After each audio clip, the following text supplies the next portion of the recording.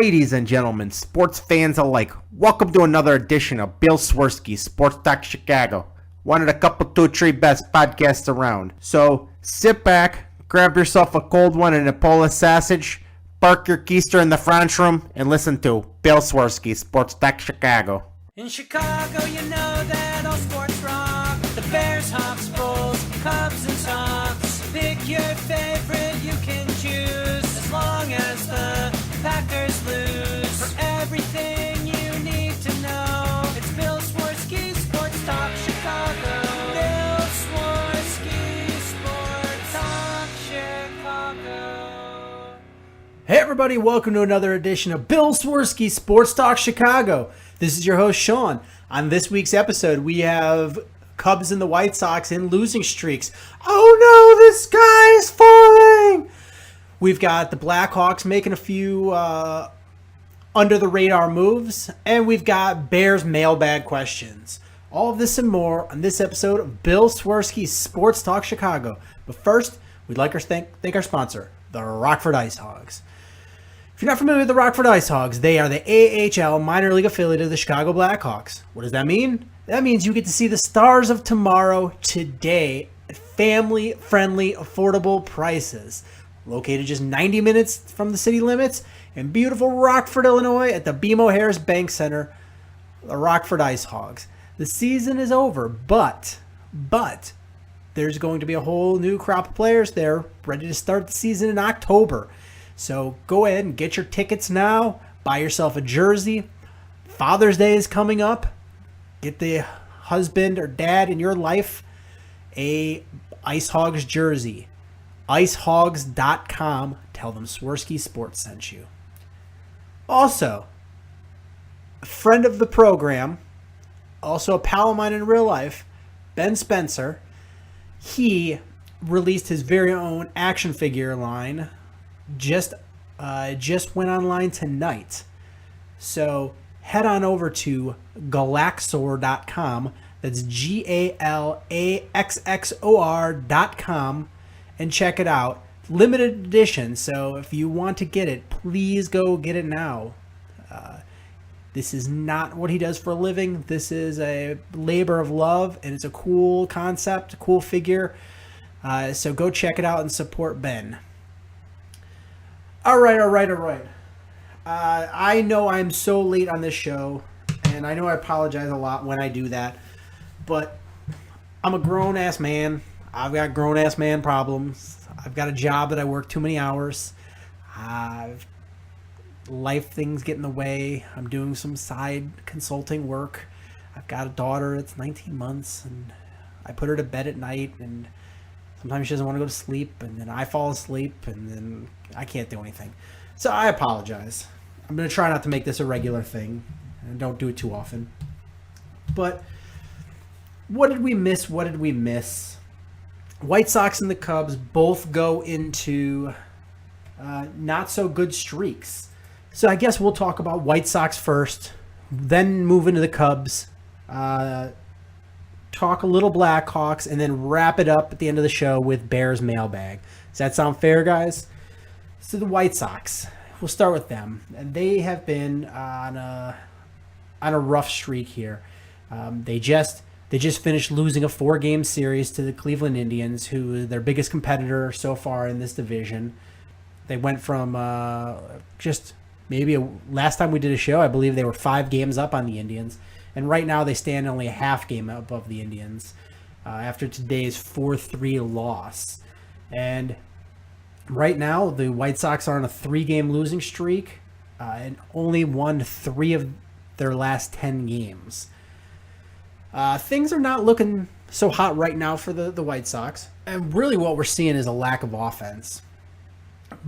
For the most part, the pitching, well, the White Sox have had some pitching issues along the way. Matt Latos seems to have, I don't know how to describe what's going on with Matt Latos. He's lost a little bit of the command, and I don't know if it's a chicken or the egg type situation, but he's also seems to have lost a lot of his confidence. So he loses confidence, loses a little bit of his control, loses a little bit of confidence, and it just keeps spiraling out of control like that. And the guy's had really good stuff this year. I mean, it's not been like he's not blowing fastballs by you. He's beating you with a 89, 90 mile an hour fastball, but his stuff has been very, very good. I don't know what to say, and it's for the most part, all mental. I don't think that he suddenly forgot how to pitch, and granted, he's not ace type material anymore, but he's got good enough stuff where he should be able to, wash away a bad game with a couple of good games, and he's had some rough starts his last few starts. I don't know what else to say about Matt Latos, but the White Sox really need him because they don't have a fifth starter right now. Clearly we know it's started out the year with John Danks, which nobody really wanted, and they've since parted ways with him, and then it's been fifth starter by committee ever since, giving this guy a start, that guy a start. If you showed up in the rain as a fan, you entered a contest to be the fifth starter.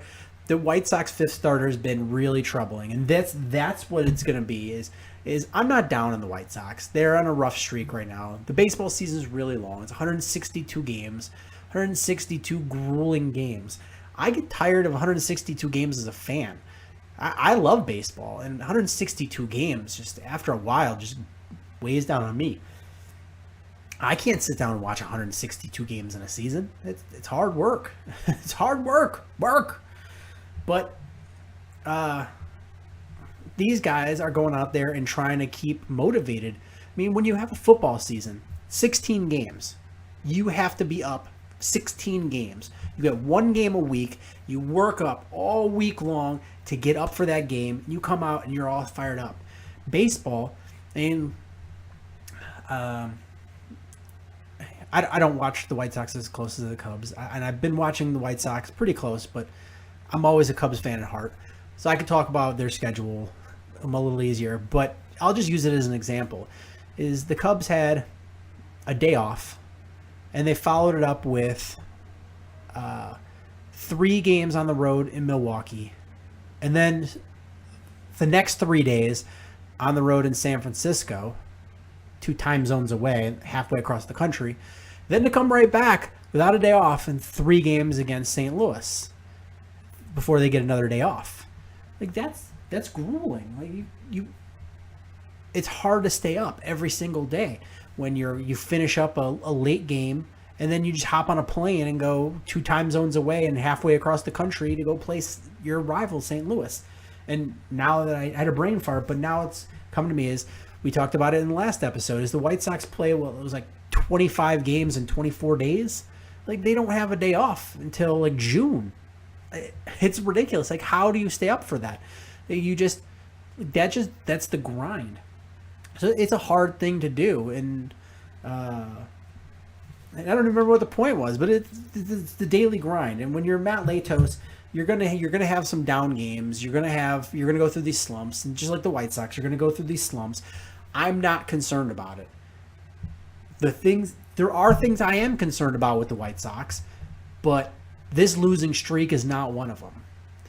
My big concern is a couple things.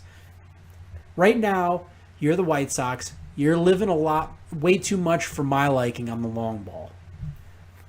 I think they need to be able to play small ball a little better and manufacture runs a little better without hitting it out of the park. The other thing is, I still think I swear up and down, is they need a lefty bat with a little bit of pop. Doesn't have to be somebody that's going to clobber 30 and 40 home runs, but it's got to be somebody that can drive in RBIs. That's what they need, a left-handed bat that can drive in RBIs. And they need to solidify that 5th starter spot. It doesn't have to be an ace. It doesn't have to be somebody that's going to light it up. What it's gotta be is somebody that's gonna get you at least 6 innings every game, and is gonna keep the game competitive. That ERA can be close to 4, like 3.7, whatever, 3.8, but keep the game competitive. let your offense try to win, and don't tax the bullpen. The kind of fifth starter. It's what you need. And preferably a right-hander because they're way too lefty heavy. You need a right-handed pitcher of that sort. And the most crucial one of those, I think, I mean, some might argue with me, is that fifth starter. Because right now, the White Sox they've got an ace 1 and an ace 2. Quintana and Sale are aces. They're both capable of shutting you out and going full, complete game shutouts. And night in and out, night out. They have that kind of stuff. Carlos Rodon, he might have the best stuff out of anybody on this roster. He's just having some command issues. Matt Latos is hybrid command issues, confidence issues, and then you've got just a disaster at your fifth spot. But the issue is, if you're the White Sox, you go through these losing streaks, and you don't have, you need Chris Sale to be on every single night to get you out of those slumps. You need that. And what the unfortunate thing is, the White Sox the other night had a bad start from Chris Sale. An uncharacteristically bad start, but it was a bad start by Chris Sale. He had to get pulled early. It taxed the bullpen. An already taxed bullpen. And then you followed up the next day with Quintana getting a loss. And then the thing is Quintana kept it. Quintana had a good start. It's not that it was a bad start for him. He went 6 innings, gave up 3 runs. That's not terrible. They should be able to win. But Jennings then gave up what ultimately was the game-winning run when he came in the the 8th? I think it was the 8th. Yeah, the 8th. And that was what did it. Quintana, the poor guy can't get run support. Just like John Lackey on the Cubs, the guys can't get run support. We talked about the lack of bat. They're not getting runners home unless it's by the home run. Let's look at today. They were 0 for 4 with runners in scoring position. 0 for 4. And they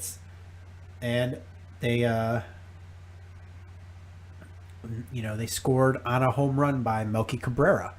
That's what they kind of do. You had Eaton was your leadoff man today, and he had 2 strikeouts, 0 for 5, left 4 men on base. Jimmy Rollins was your number 2 guy. He went 1 for 4, left 3 men on base. Todd Frazier's batting third. He's 0 for 3. Melky Cabrera's batting cleanup. He goes 1 for 4. You move Abreu down to 5th. Abreu's finally starting to hit. And that was the big problem is he should be the consistent guy. You finally got some people batting around him. You give him a cushion right now of Melky Cabrera batting ahead of him and Brett Laurie batting behind him. You should be able to see some pitches there. If not, you should at least be getting on base and walking.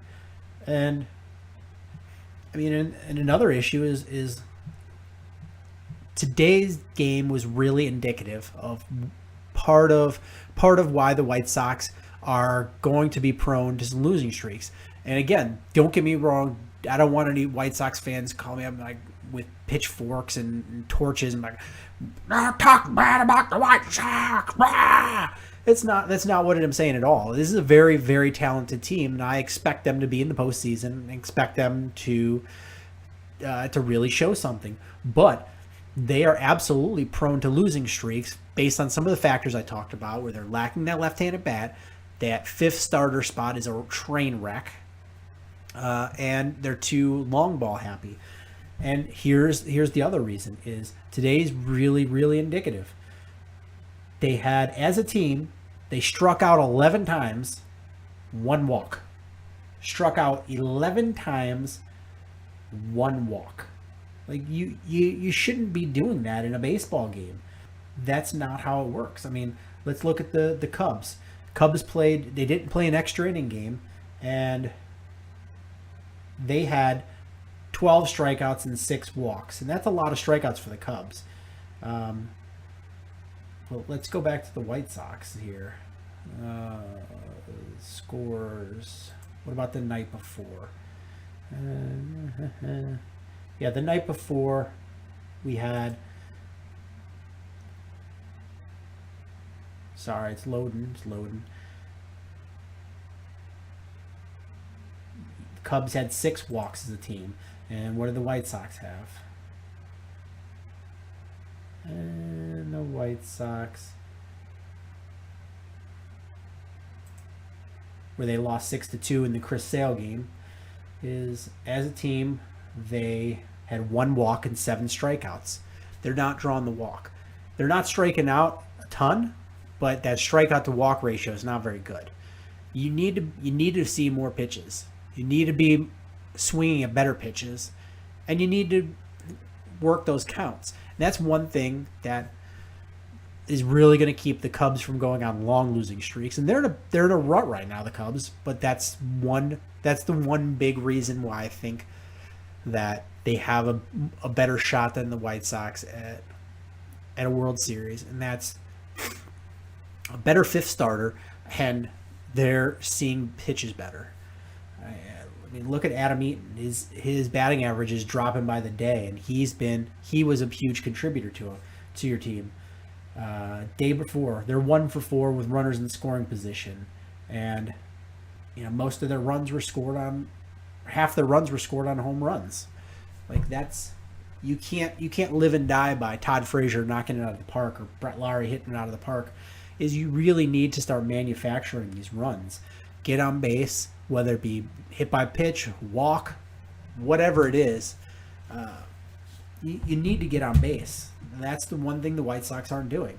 They're living and dying by 1 or 2 guys being hot and everybody else being cold that day.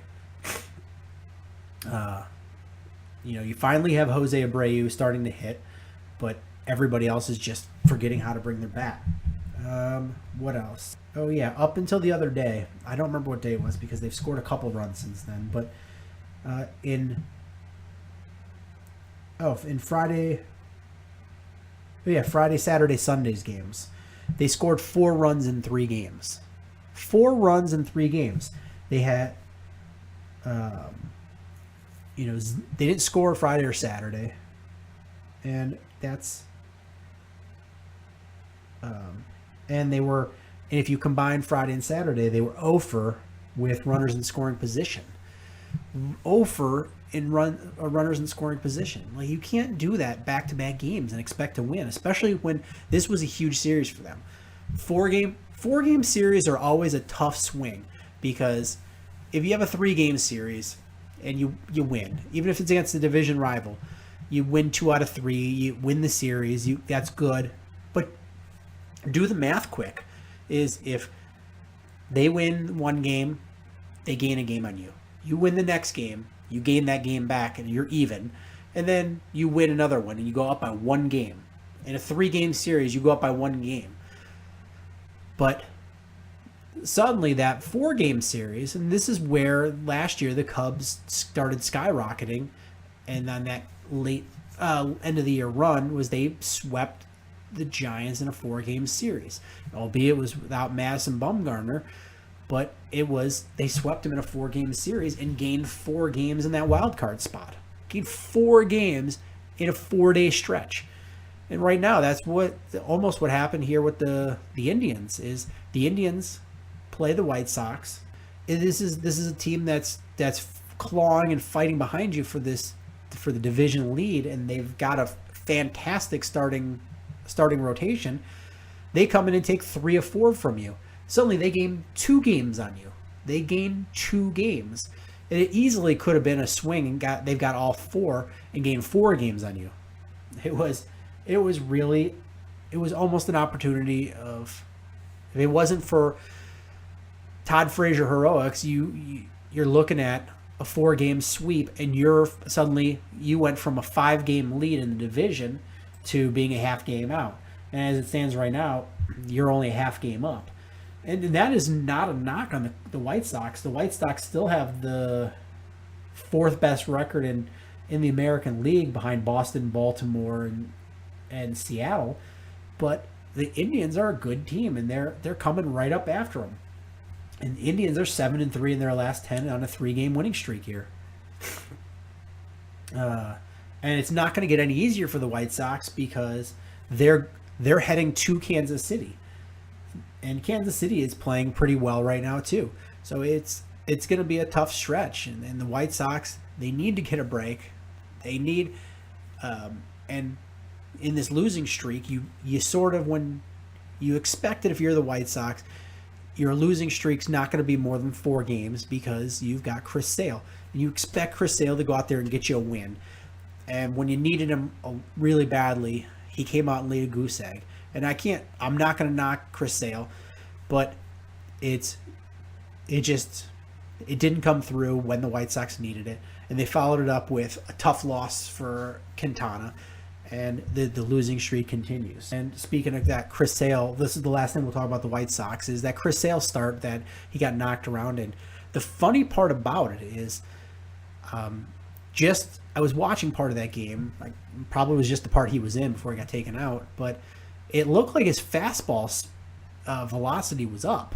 And that's the weird part, is because for most of the season, it seems like his velocity's been a little down in his fastball, but he's just had such good command of everything else that he's getting people out. Chris Sale used to be a guy that just was a hard thrower, and right now he's pitching, and he was able to get people out and looked fantastic throwing hard. But this season he's looked special. He's always been, I guess I want to phrase this better, because he's always been special, but he's been especially special this season. And it was with a down velocity, and suddenly that velocity popped back up, and he goes back to throwing, and everything seems to be hittable. So we'll see what the coaching staff of the White Sox goes back and watches the film and see if they see anything. But it seemed like the pop came back in that fastball, and he went back to being a thrower and got out of rhythm.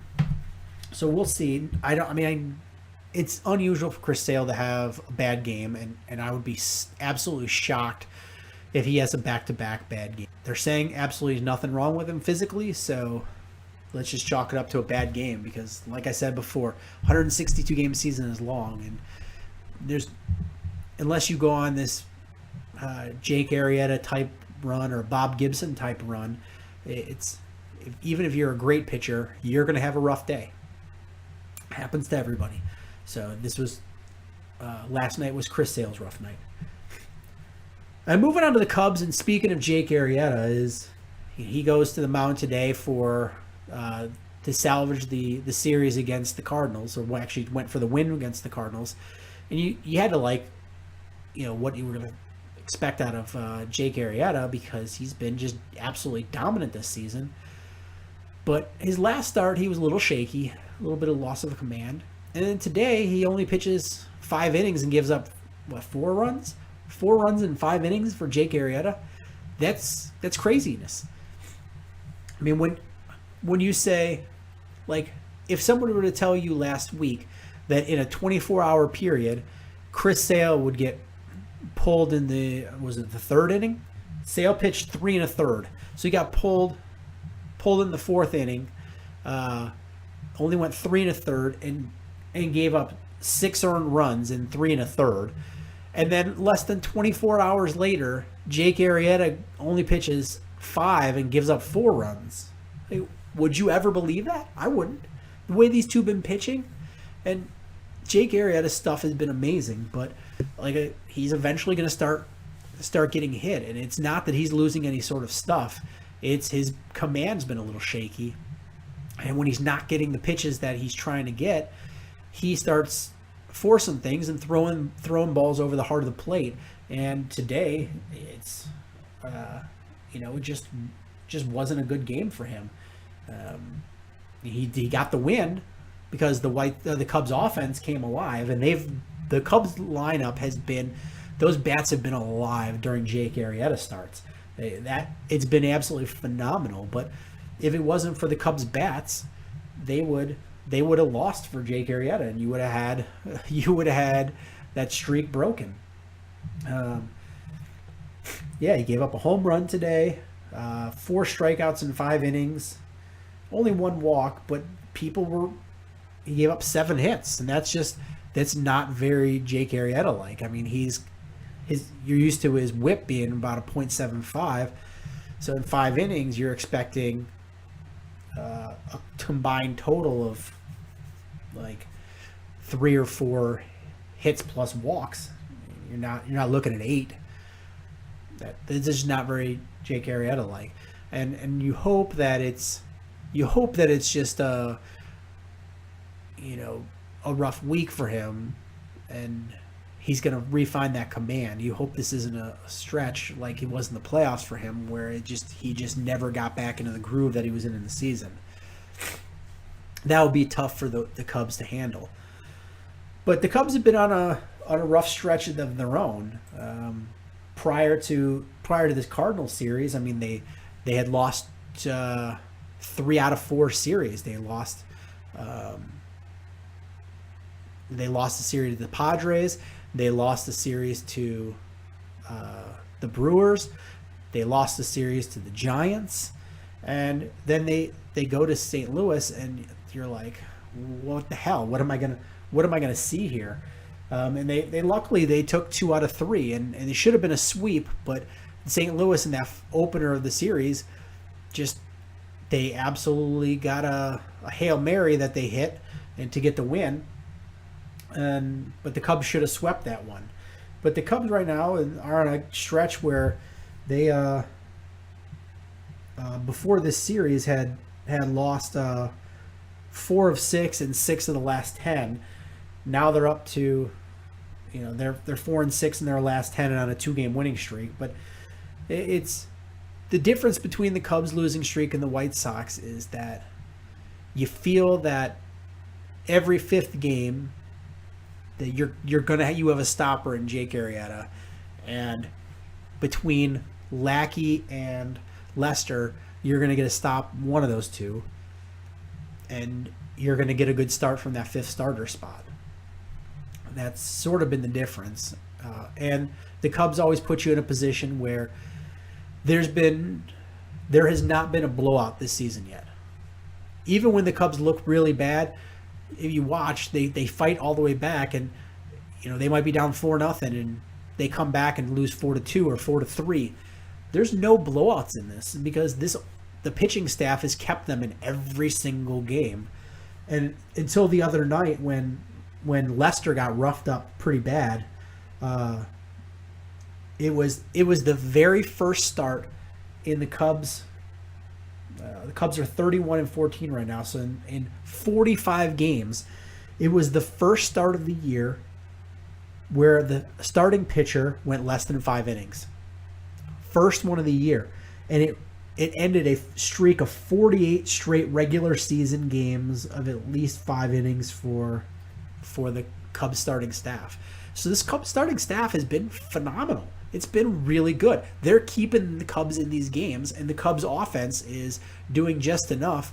They're not hitting. You're really not getting a lot of hitting out of the Cubs per se. I mean, you'll see some big blasts with like Chris Bryant hit his 10th home run of the year, and you'll see some guys get some pop on there, but really, nobody's been, other than a couple of select guys, not a lot of people have been hitting the baseball for the Cubs. Jason Hayward's batting .217. Chris Bryant's good. He's about .280 average. But Anthony Rizzo's batting .234. Soler's batting .204. Montero's batting .217. Russell's batting .247. I mean, you're not getting a lot of hitting from guys. But you've been getting guys on base. Like today, Fowler 1 for 4 but with a walk. Hayward 1 for 5, no walks. Bryant 2 for 3 but with a walk. Rizzo 0 for 4 but he had a walk. Zobrist went 3 for 5 and he's batting .346. Zobrist has been phenomenal. And we talked about this before a couple weeks ago. All the people that were really upset that that the Cubs got rid of Starlin Castro, and Starlin Castro is doing so great, and what are the Cubs going to do without Starlin Castro, and I'd say you've got Ben Zobrist. Like, Starlin Castro right now, he went back down to earth. He's batting .265. Batting .265. When you could have Ben Zobrist, who's batting .346 right now, and he's like an on-base machine. And he's been playing much better second base than Starlin Castro. What else? The other night, then you had another tough loss for John Lackey, and he didn't have his best stuff, but you felt that the bad turning point in that game was when you had a pitcher at the plate, in Matt Cain, and he was on an 0 for 46 streak. 0 for his last 46, and Lackey gives up a double to him. And that really is what sent spiraling down and led to that loss. And that's the thing, is when you're playing some of these tight contests, sorry, I'm a bit stuffy, but when you're playing these tough contests, it sometimes comes down to one bad play. And that was one bad pitch that he gave to a guy that can't hit, and he hits it for a double, and it leads to a win, and then ultimately the series win for the Giants. That could have easily, you figure in, you take away that play in that big inning, and you take away that ninth inning, bottom of the ninth win, walk-off win for the Cardinals that shouldn't have happened, and suddenly the Cubs go from a bad road trip to they have 2 more wins in their belt, and it suddenly is a good road trip. Instead of 4-5, they're 6-3. It's much better road trip. Yeah, you have the Cubs losing 2 out of 3 to the Pirates to start this 9-game stretch on the road, and the thing is, that's a bad loss. Like, if you go to San Francisco during a long road trip sandwiched between basically a home away game in Milwaukee, and then against your division rival in the Cardinals, that you could easily paint away the two games they lost to the Giants. But the Milwaukee one is bad. Milwaukee's not a cakewalk. They're going to end up the season probably just under 500. Maybe but they're going to be within that standard deviation of a 500 record. They're not an awful team, but they're a young team that doesn't have a lot of superstar talent. And the Cubs go in there, and their pitchers worked the Cubs, and they had a lot of no-hitters through 6-7 innings against this Cubs lineup. And you go, what the hell? How does this happen? How do the Cubs light up the Pirates, who have one of the better records in baseball, and they beat the Cardinals, who are a perennial powerhouse, and they beat the Nationals, who have one of the best records in baseball. And how does this keep happening? What goes on? But you sort of break it down a little bit, and it starts to make sense. First of all, if you're playing in the major leagues, you're a talented dude. Period. You may not have stellar stats, but that's because you're facing other guys that are really good. It's like in the NBA. There's no such thing as a bad NBA player. Anybody that's in the NBA would kick the crap out of any of your friends. They're so beyond anybody that you've ever played against. It's just that once they get to that upper echelon, cream rises to the top, and it's night and day between a LeBron and some other bum, but doesn't mean that bum is a bad basketball player. It just there's separation once you get to the professionals. But everybody in baseball is a fantastic baseball player,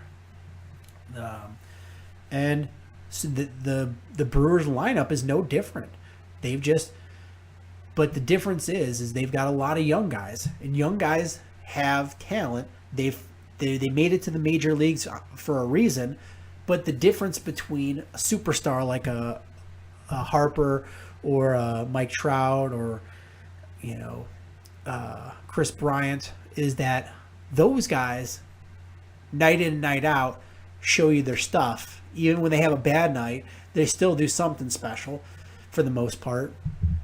But young guys, they'll do something special, and then they'll back it up with a few games of back to back bad games because they're still young but they do have talent. And when you're starting a 9-game stretch and the last 6 are against 2 of the better teams in baseball, and one's a division rival, like your hated rival, it's easy to start looking past the Brewers, especially when there's going to be a ton of Cubs fans there. It's almost like a home game. They probably had more Cubs fans at that Brewers game than the White Sox are averaging for home games. I will put money on that. But you have the Brewers. It's easy to get up when you are a struggling team, a mediocre team, and you have the best team in baseball come to town, come to your stadium, and have their fans fill up your seats. It's easy to get up. That is easy. Even in a 162-game stretch, that's easy to get up for. You can show up there and be like, we are going to win this. If you're the Cubs, it's really hard to get up for that game. Especially after the streak you've been on. You just expect to walk in there, and it's easy to look past those. That's part of it. You have these young players, showed a lot of flash of what they're capable of, all on those consecutive days. And then the final piece, which is like the kryptonite for the Cubs, is their pitchers threw strikes. If you look, the Cubs just they weren't working the counts like they do with everybody else. And part of it was there was some bad strike calls. They were calling a lot of they had a very loose strike zone, which I thought was a little bit bogus, but you can't take anything away from the Brewers. Is they threw strikes and they forced the Cubs to hit the ball. And the Cubs are struggling right now to hit the ball. So they rely on walks as hits. Because if you get a walk, you might as well have just got a single. No difference. You got to first base. And when you're used to getting 6-7 walks a game, and suddenly you're getting 1 or 2, that's a big difference. It's a lot of different, that's 3, 4, 5 guys that you're not getting on base and getting in scoring position. It makes it a lot harder. And if you're not getting guys on base, and that's what happens is the Cubs get a numbers game. They'll cycle through 5, 6, 7 guys in an inning, and maybe not even with a base hit. And you're just getting more and more chances to see this pitcher. And the more times you see a pitcher, the more likely you are to be able to figure out his stuff and hit him. Also, the more number of pitches he throws, eventually that arm's going to get tired and he's going to throw a mistake. So that's kind of how the Cubs work this. And when you're throwing strikes, it's hard for the Cubs because all their hitters aren't hitting. And it's those games that are close where they're not hitting. That's when you really, really miss Kyle Schwarber, because he's the kind of guy, he's got such a powerful, compact swing, and he's got a good eye, and he's going to go up there, and at this point, he's probably going to have 10, 12 home runs. And you really miss those. You see what it does for the White Sox with Todd Frazier. It really drives your team. And it's been these last week and a half, 2 weeks that the Cubs have really missed Kyle Schwarber. Couple more things I want to talk about the Cubs. One is, and then one thing about baseball in general I want to talk about after that. But first, let's finish up with the Cubs.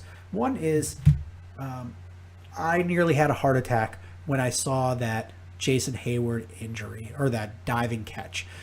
I saw him running and make that catch, and I went, oh, I'm throwing my arms up because that was a crazy good catch. But then I went, uh-oh. And speaking of Kyle Schwarber, is every horrible vision I had when Kyle Schwarber got hurt started coming to mind. It's like, can we lose Jason Hayward too? Can we lose Jason Hayward?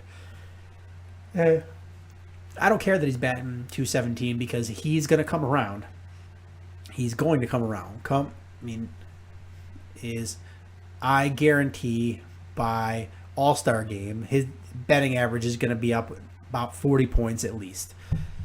So I'm not worried about him, but he's getting walks, and he has been stellar as a fielder, and he's been a leader on the field, and he's been, you love having him.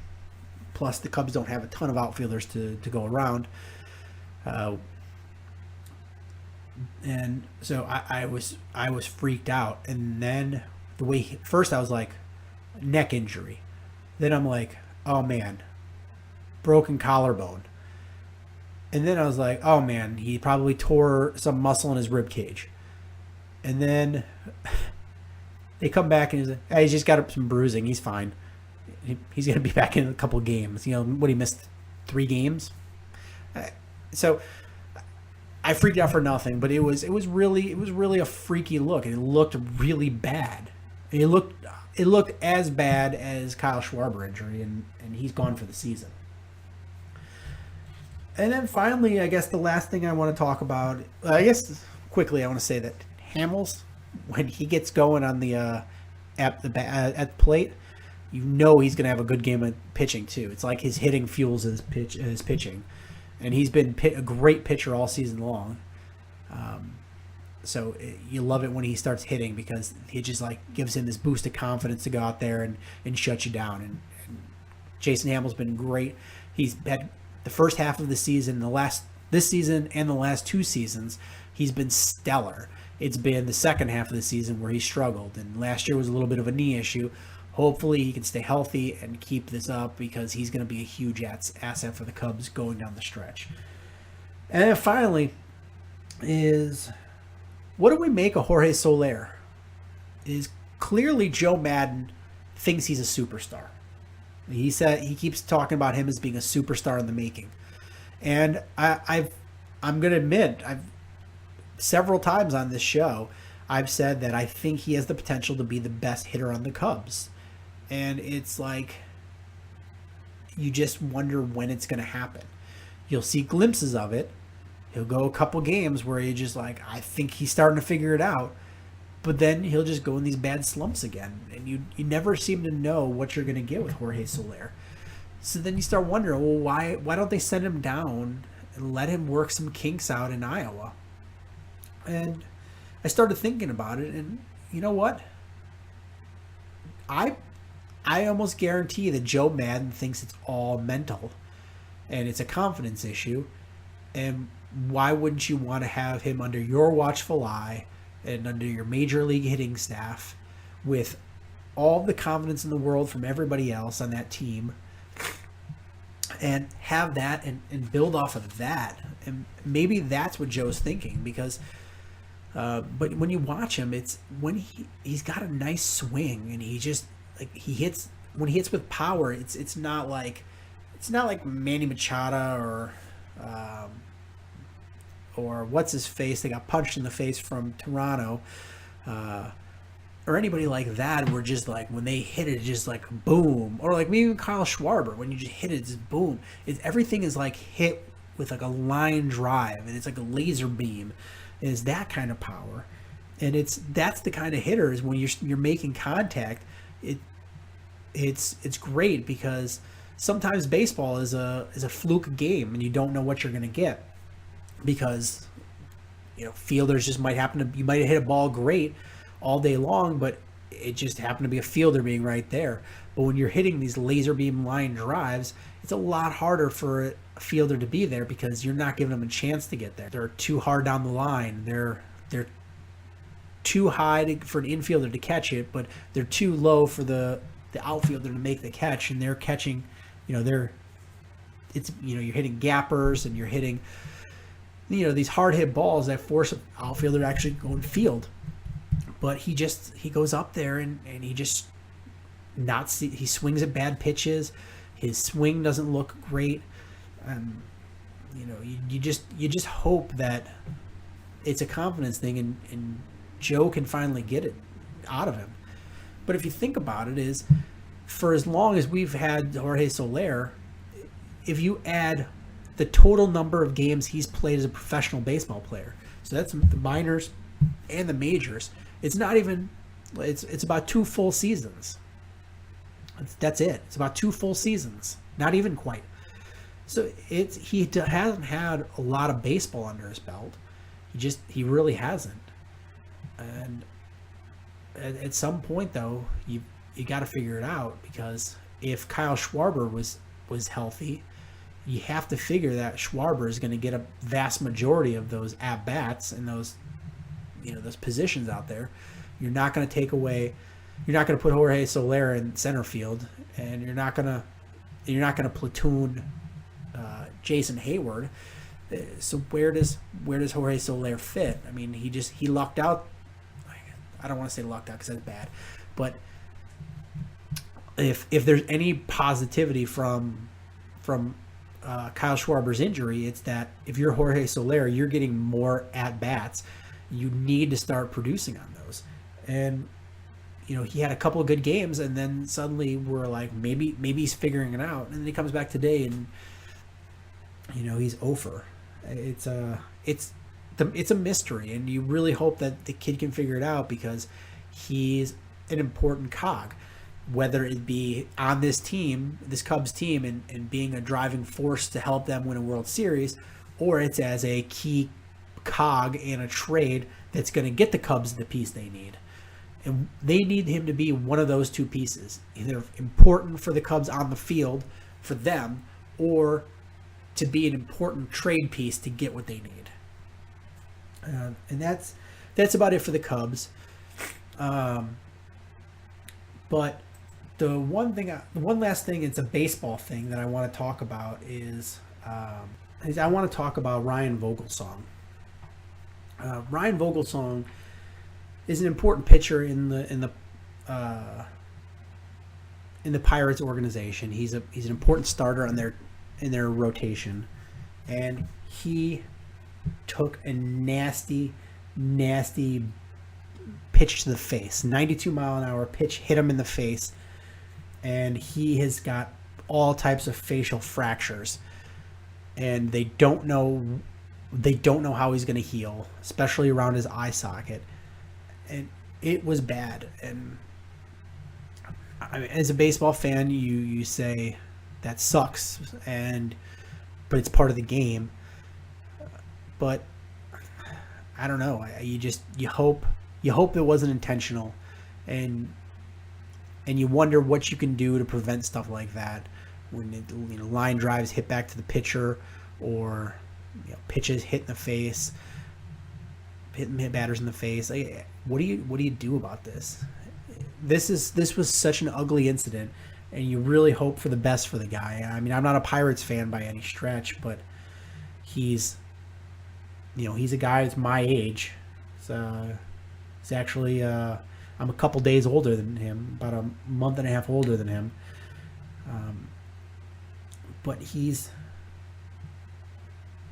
been a pitcher for a long time, and just to get whacked in the eye like this, it's scary and sad, and you hope for the best, and you hope that he can return, and you hope that he doesn't have permanent injuries from this, and you hope either baseball does something to protect these players, or that this is a fluke thing. Whatever the case may be, you wish this guy nothing but the best. It's a sad thing, and I don't recommend going and watching the video of it happen, because it's ugly. It eats at you a little bit.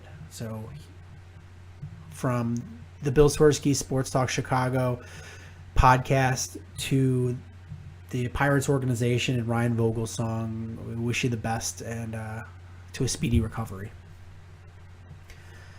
I want to move on, like I said, to the Blackhawks. And this is just going to be really quick. We're not going to do a ton on them because it's the off season. But this week, the Blackhawks made 3 acquisitions, 1-year contracts of foreign players. They were interesting ones. So it's clearly Bowman is trying to alleviate the problem of the cap situation by huge wins in the foreign market. Artemi Panarin was a home run. He was absolutely a home run, and you hope that Stan Bowman is trying to catch lightning in the bottle again. So they signed 3 players. They signed goaltender Lars Johansson,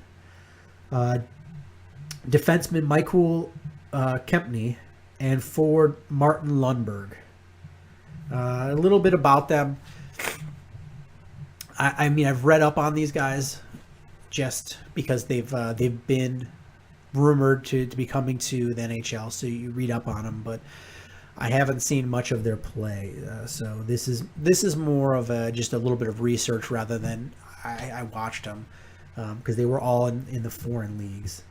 2 of them were in the Swedish league and 1 was in the KHL. And I'm just going to say this as an aside, is that I want to go to Russia so bad and watch a KHL game. It looks like a blast. It just looks like anything could happen, that it's like the Old West. But Kempny, the defenseman, he's 25 years old, and he is he's a really well-rounded two-way player. So he's fairly solid on the offensive end, and he's also he's good in his own zone.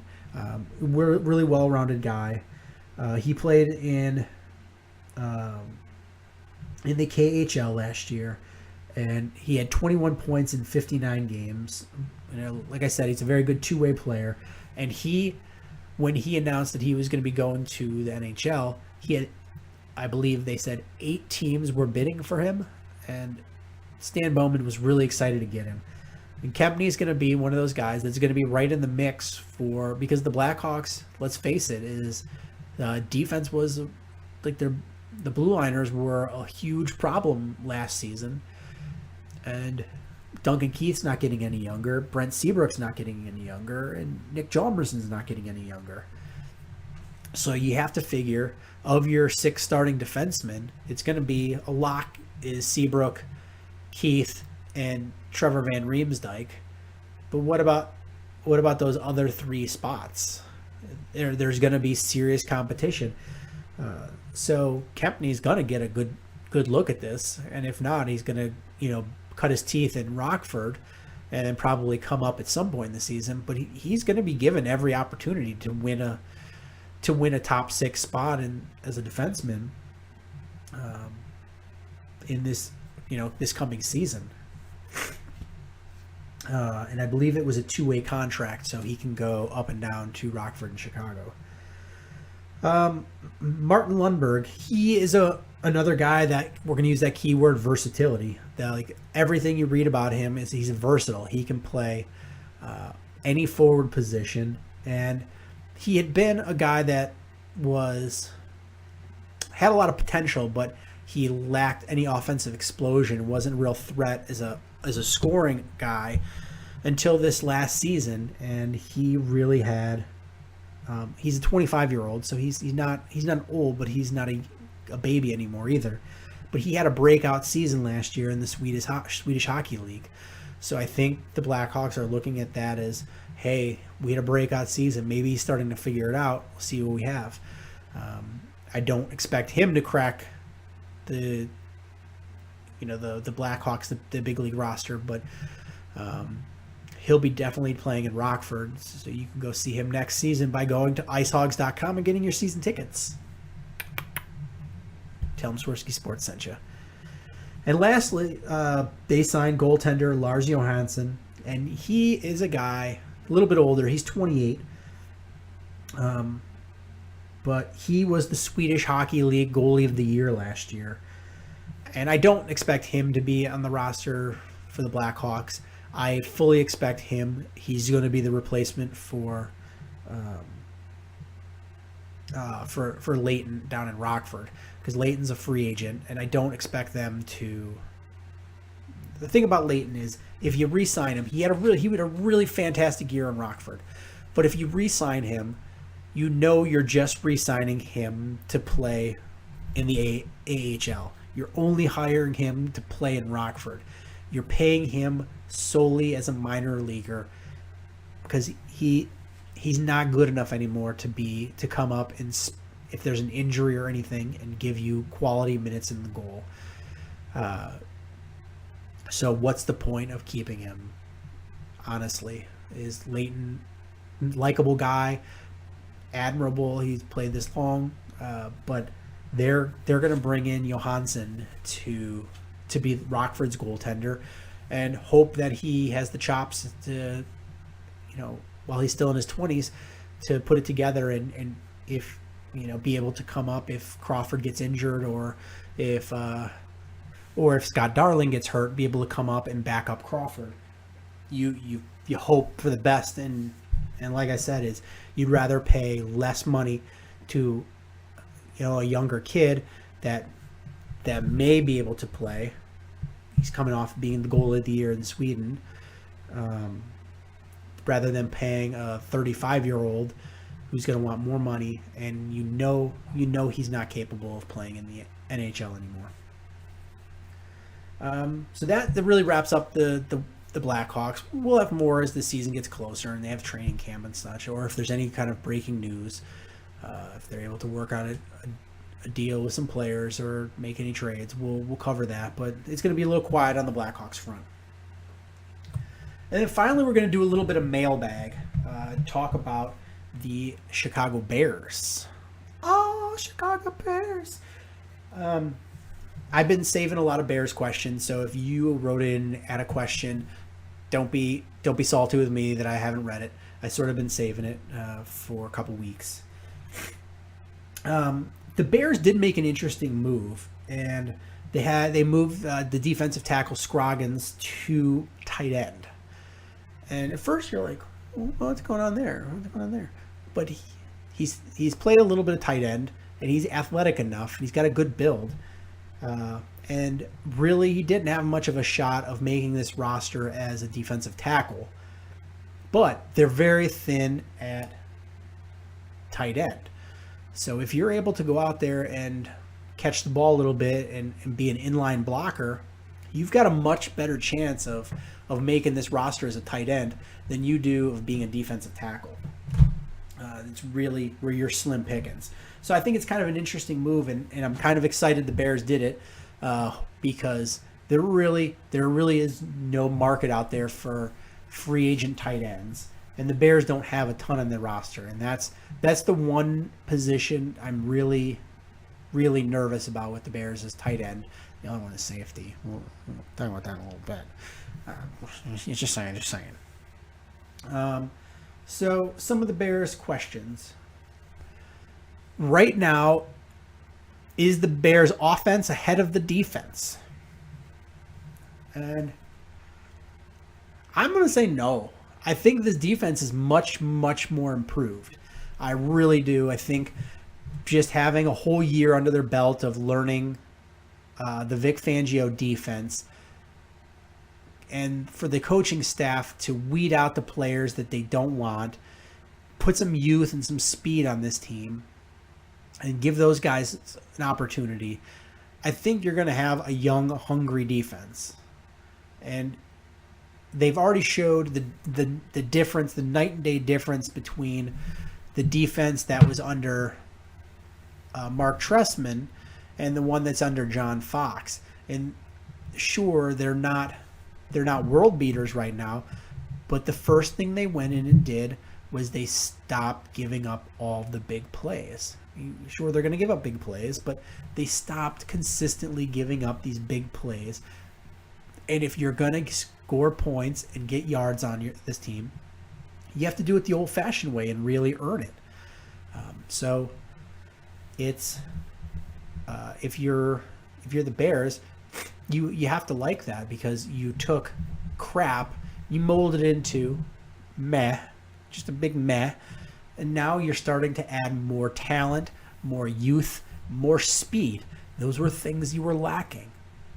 So now you've got, you think about it, is on defense, is Pernell McPhee was probably your best pass rusher, and he wasn't great because he was nagging injuries and didn't have a lot on the other side of him.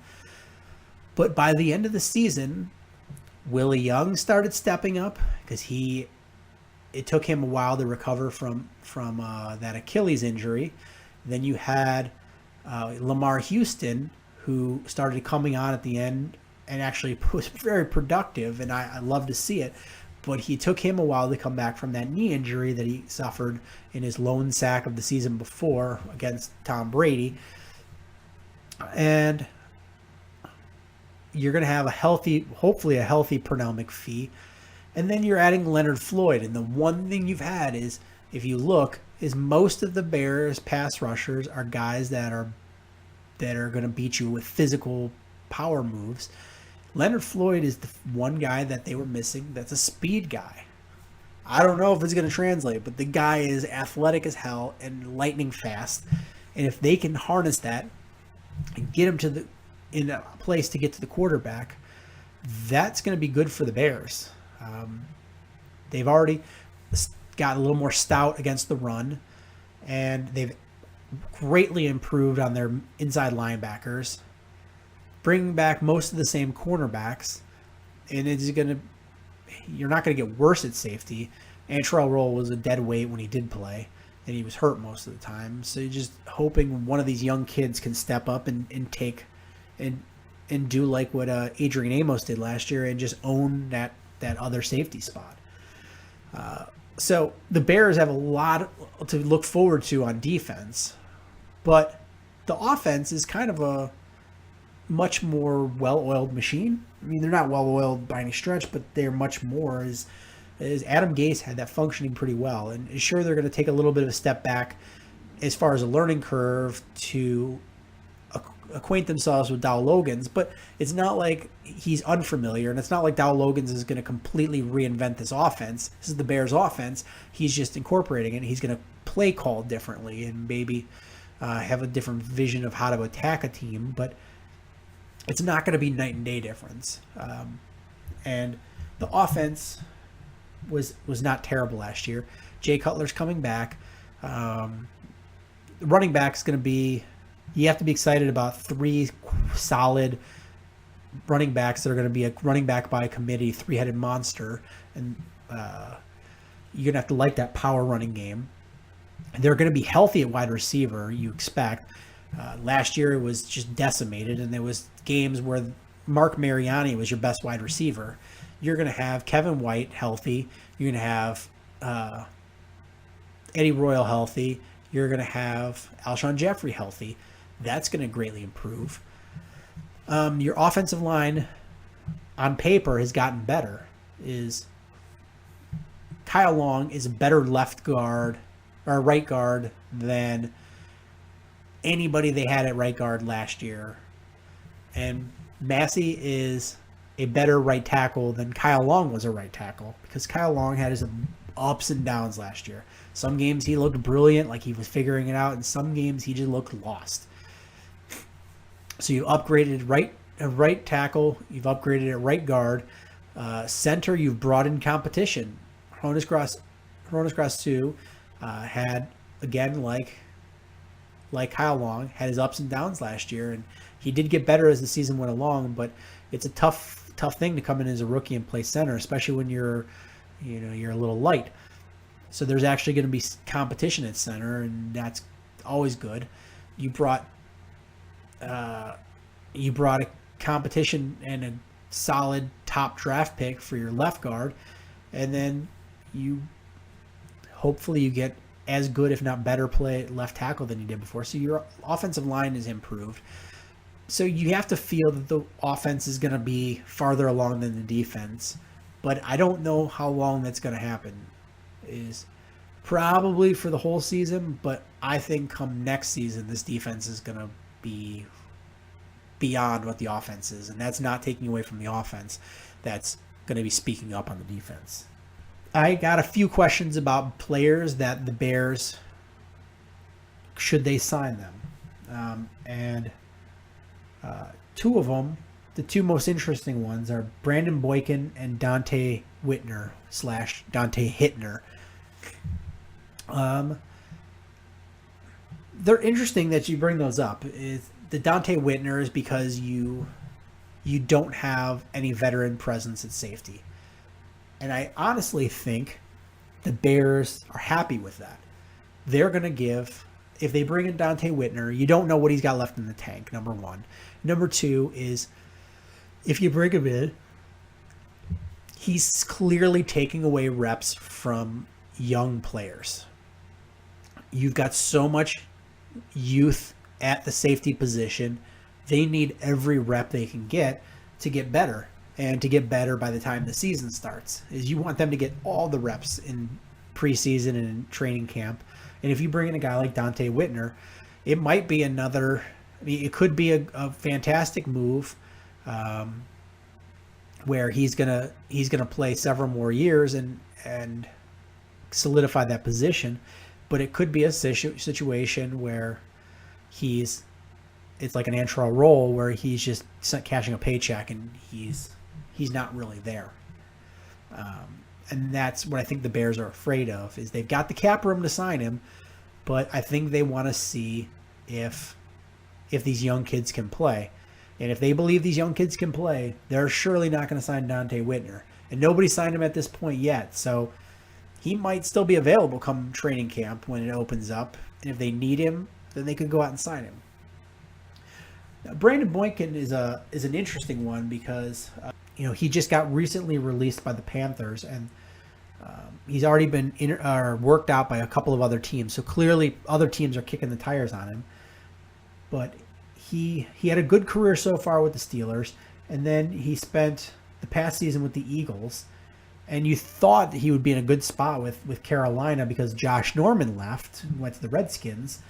But clearly Carolina found him expendable because Carolina, they used 3 draft picks on cornerbacks. So they clearly think youth is better than whatever Boykin brings to your team. Now, when Boykin signed with Carolina, it was less than $1 million contract. I believe it was $800,000 or $850,000, somewhere around there. So when they signed him, it wasn't a big deal for them to cut him. It's not like it's a huge cap hit.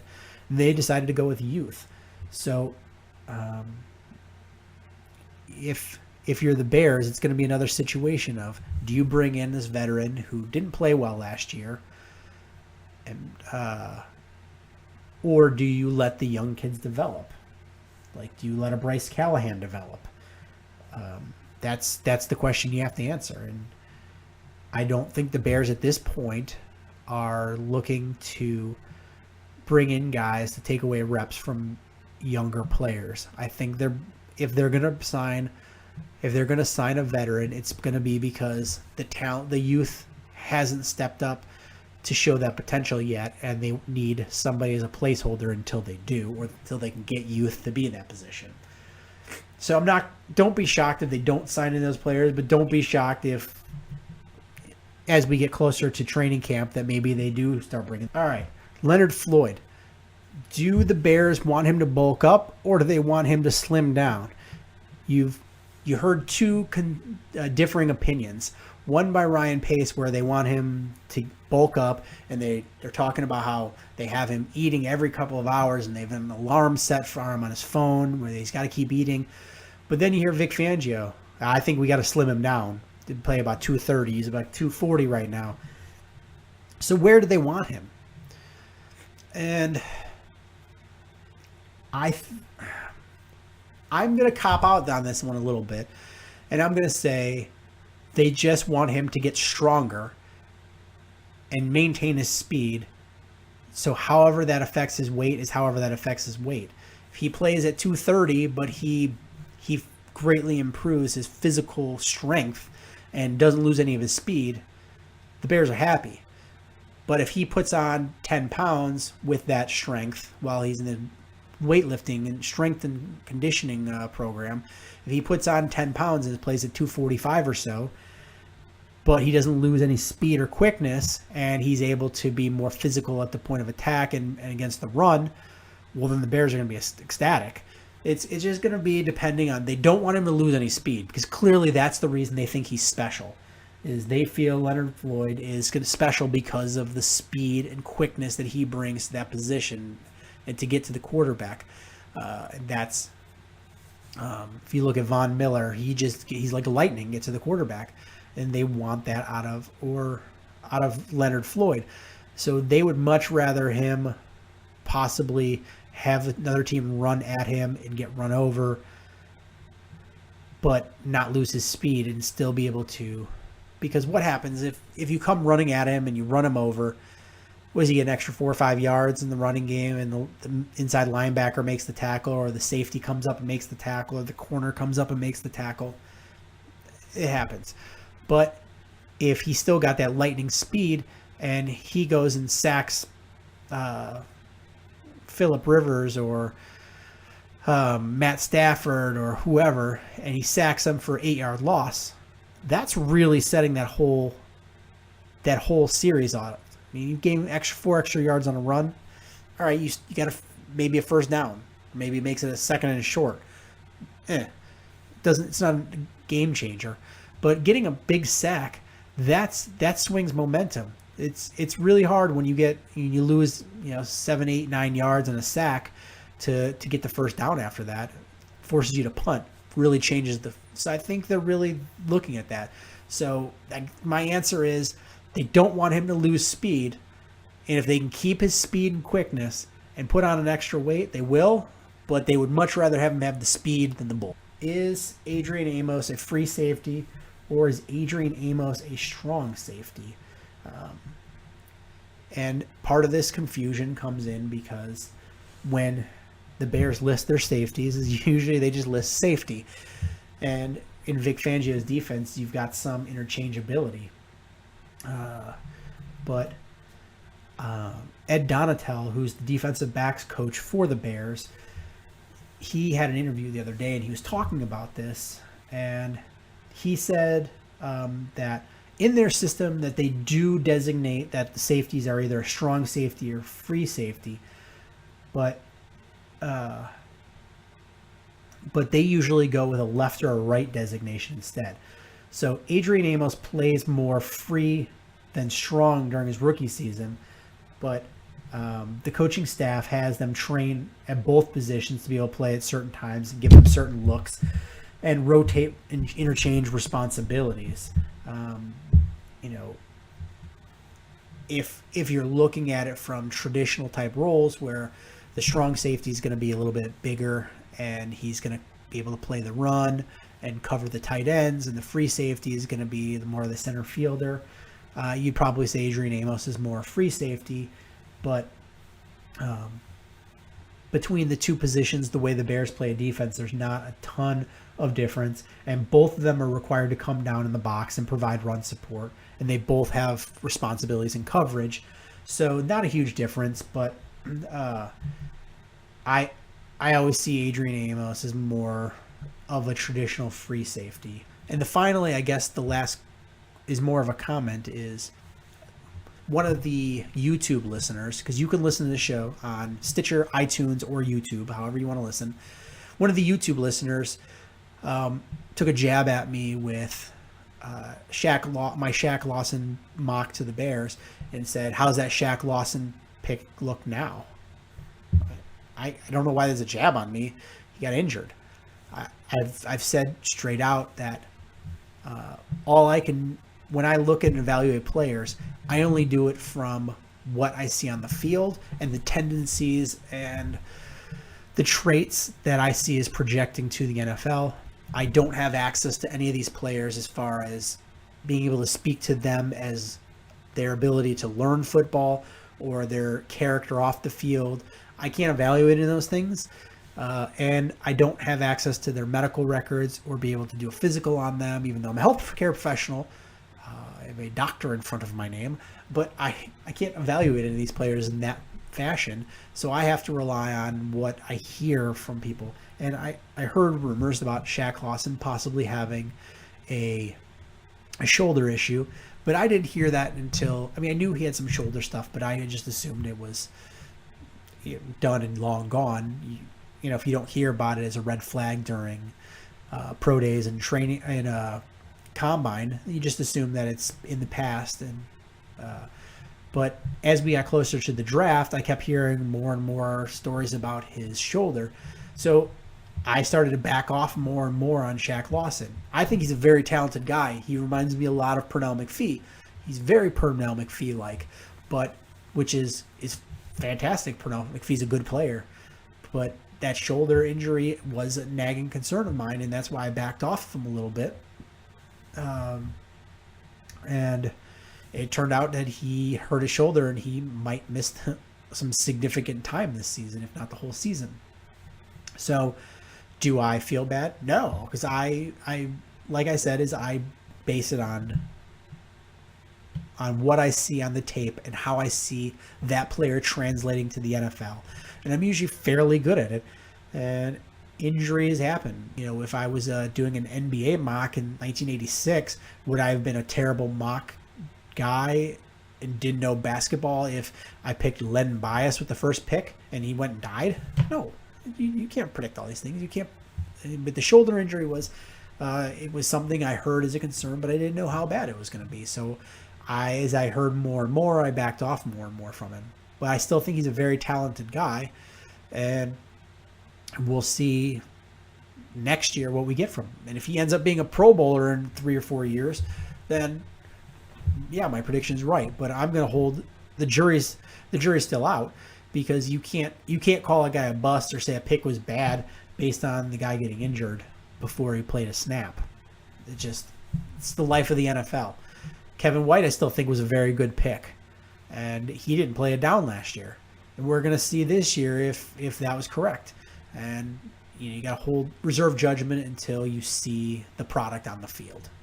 So I appreciate you making a comment, I really do, but I disagree with it, and I just gave you my answers why. And any of you, if you have questions, concerns, anything, feel free to reach out, and I'll promise to be more attentive to them and try not to hold up so many questions for weeks down the road. But you can ask them at Swerski Sports on Twitter, facebook.com/Swerski Sports. The website is swerskisports.com. Also, we are looking for a co-host. We're tossing around the idea of having a co-host. So if you have any interest in being on the show, please get a hold of me. And in the meantime, make sure you're subscribing on YouTube, iTunes, or Stitcher, however you listen. Share it with your friends. And until next episode, bear down. Cubs win! What a lucky break! The good Lord wants the Cubs to win! We thank Ditka and God for all they have provided. Cubs win! Cubs win! Cubs win! Oh, I don't want her. You can have her. She's a Packer fan. She can't fit in my van. And she looks like number New Yorkers. Smoking crack is not legal on planes. Bears 31 to -7. The Bears. Oh, when the Bears go bearing down, I wanna